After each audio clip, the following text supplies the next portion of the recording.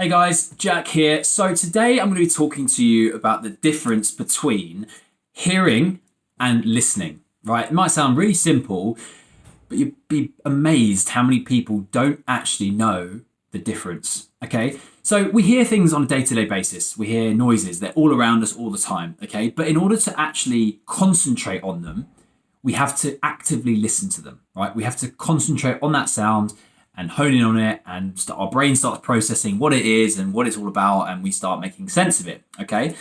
Now, when it comes to talking to other people, right, you could be in a crowded place and you could be talking to one person, but all this other noise going on around you. You know how sometimes you get distracted by that, right? It's because you're not tuning into what you're meant to be listening to, which is the person you're standing opposite, okay?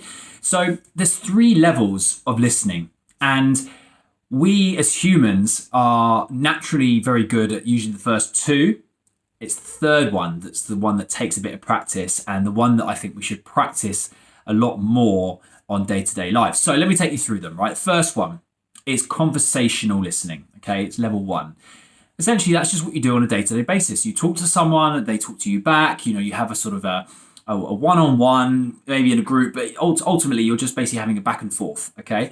And that is essentially where you are listening to them, but you're not really listening to everything they're saying, right? You've got your own internal dialogue going on, right? So let's take, for example, let's say somebody is calling you up and they're telling you a story about maybe their struggles during lockdown.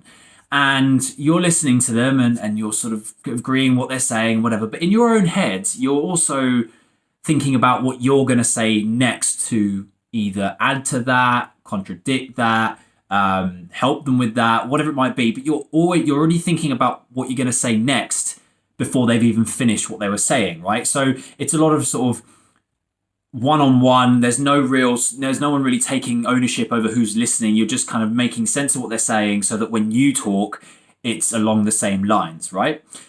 Now, that's fine if it's in a conversational sense. However, if you're actually wanting to help someone and get more out of what they're asking, you need to do two things. First of all, you need to listen actively, which takes you to level two.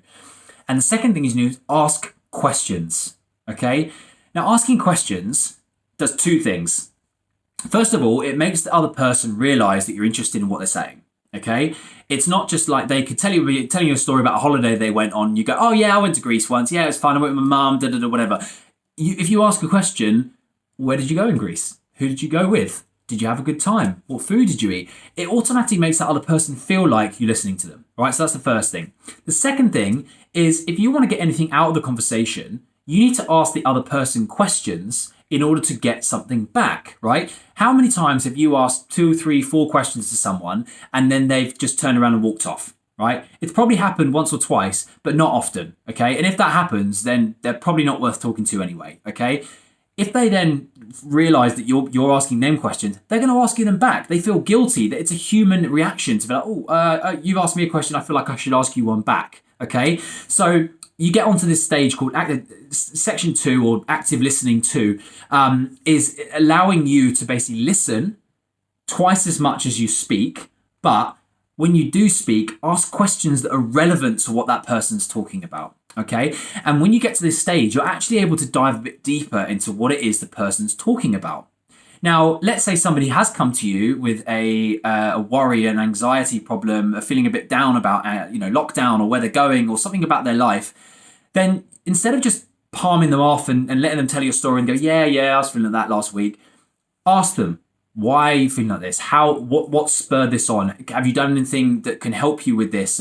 What things are there that are good in your life at the moment? Things that just get them in a bit of a positive mindset around what's happening, and B, making sure that they know that you're listening to them, right? The third type of listening that you can get involved in is essentially deep listening. Okay, deep listening is something that we as coaches practice all the time, and it's essentially taking active listening and digging really deep into what that person's trying to say. It could be reading between the lines. It could be watching their body language. It could be listening to their tone of voice. It could be anything that signals to you that what they're saying actually isn't what they mean. So it's like when someone says yes, but they're shaking their head, or no, and they're nodding their head. It's that sort of reading between the lines, looking behind the mirror, asking what are they actually trying to get out of this. And if you feel like you are speaking to someone and they're saying, yeah, yeah, I'm fine, but they've got this sort of maybe an underlying tone, or they're not seeming themselves, don't just pass it off. Ask them more questions. Are you really okay? Is everything okay?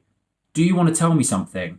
And sometimes just that little probe, that little prompt can help someone open up to you and maybe get something off their chest that they're not feeling that great about. But in order to get to that point, you need to listen to those things, not just hear someone telling you a story, or having a moment and telling you what's wrong or what's going on in their lives. Listen to what they're saying. Be that person to them, because I guarantee you that if you are that person who listens properly and deeply to somebody else's problems and issues and helps them through it by asking them questions, you don't have to be solving their problem for them. Just listen to them and ask them questions about it. And 9 times out of 10, that helps them realize what's going on, or gets them on a path to getting better with whatever's going on. But the most important thing I find is that if you do that to other people, they do it back to you. You're not perfect. You're going to have days that are going to make you feel down, and you're going to need those people to rely on to come and help you in those desperate times. So if you are that person that can ask those questions, even if it's over message, just be the person that asks the questions to just dive a bit deeper into why someone's feeling maybe a bit sad, or a bit down, or a bit anxious about something. Just ask the questions. They've taken the initiative and the courage to come to you to talk to you about it in the first place. The least you can do is just be that person to them, and ask them, and go on that journey with them. And as I said, don't try and help them and solve their problems for them. Just be there as a support unit, but you need to listen to them in order to do that. Okay. So if you have any questions on this, please feel free to drop me a message. I'm happy to explain it in further detail if anyone is having a bit of a confusion between the different things, but I hope you enjoyed the video. I'll see you guys soon.